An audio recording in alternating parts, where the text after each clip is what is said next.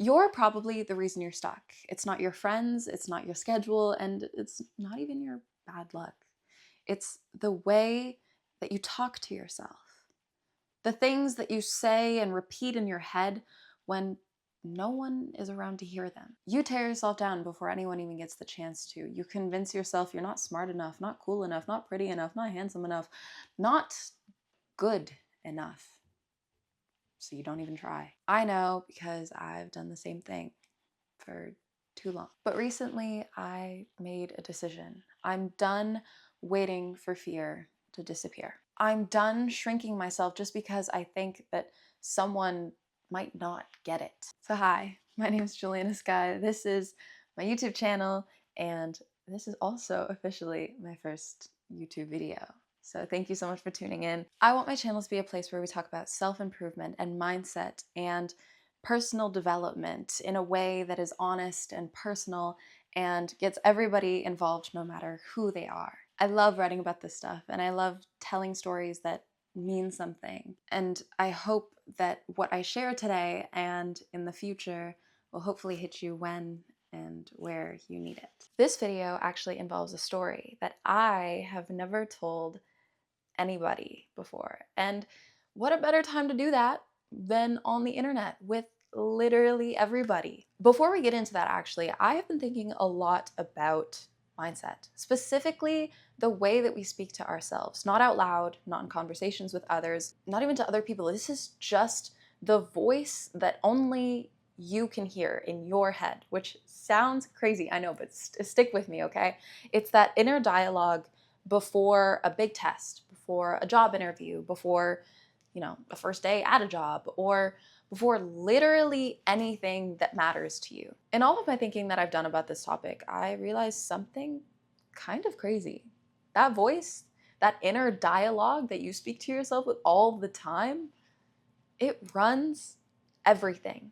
Whether you succeed or whether you fail, so much of it starts right there. Now I'm gonna set a little bit of a disclaimer, okay? This is not going to be a video about going to the gym or clean eating or any of that kind of stuff that people really associate with self-care. I'm going a little bit deeper than that and just really gonna focus on the way that you talk to yourself when no one else is around. The way that you treat yourself in silence when no one's watching. And honestly, about the way that it can either break you, that those voices in your head, that voice, that prominent voice in your head actually can break or build you. Now to start, I am going to tell you a story that I have never told anyone before. When I went to go take my G1, okay, for those who don't know, that is the first written test that you do to get your driver's license here in Ontario. When I went to go do that, I completely failed. Like, literally missed every single question. I didn't get a single question right. In fact, actually, I got so many questions wrong that I just kept clicking the wrong answers, and they were like, actually, you already failed the test, so there's no need to complete it.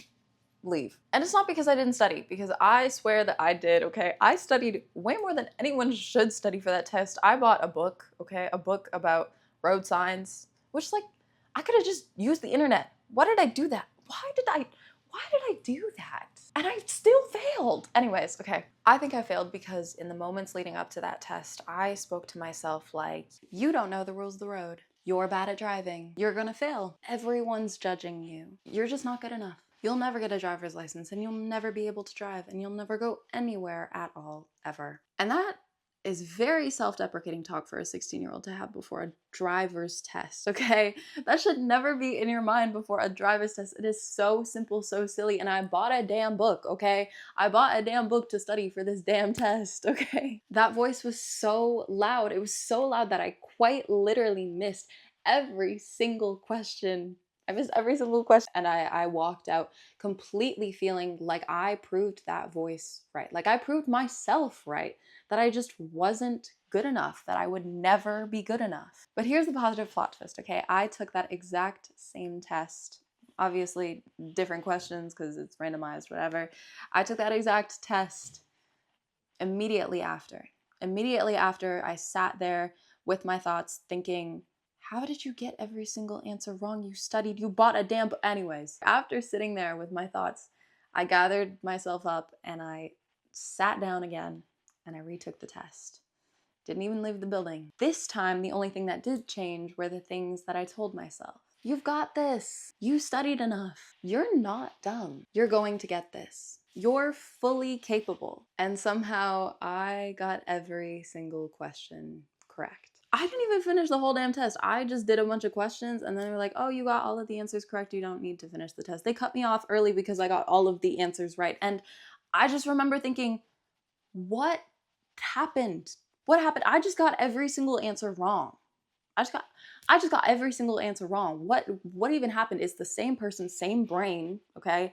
Same day, same location, same computer. What changed? The only thing that changed were the words that I fed myself before I got into the damn room. This is the first time that I ever realized how powerful self-talk really is. And it didn't stop there. I went for my G2, my G, and I took the exact same approach. I wrote myself positive affirmations, fed it to myself the morning before, sitting in the car, waiting for the instructor to show up, just sitting in the parking lot. I told myself these positive words. Actually, I just took my G last week, which is why I'm making this video. And I wrote a really cute affirmation that I can read for you guys in case you guys ever need inspiration. I am calm, I am focused, and I am in control.